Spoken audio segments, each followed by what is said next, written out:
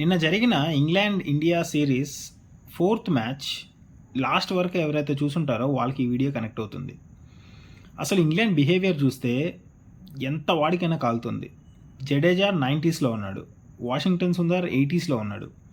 ఆ సిచ్యువేషన్లో వచ్చి స్టోక్స్ ఆ షేక్ హ్యాండ్ ఇచ్చి వీఆర్ డన్ అని చెప్తున్నాడు. ఇది అసలు ఎంతవరకు కరెక్ట్?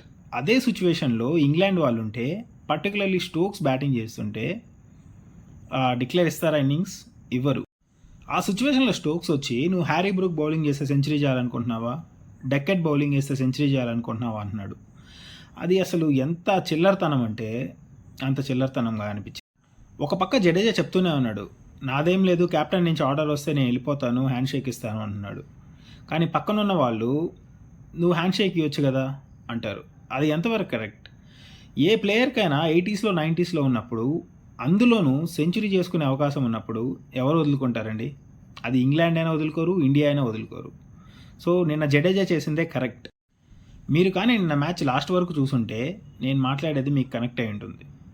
సో మీకేమనిపించిందో ఈ వీడియో కింద కమెంట్ చేయండి. అలానే ఛానల్ సబ్స్క్రైబ్ చేసుకోండి. Thank you.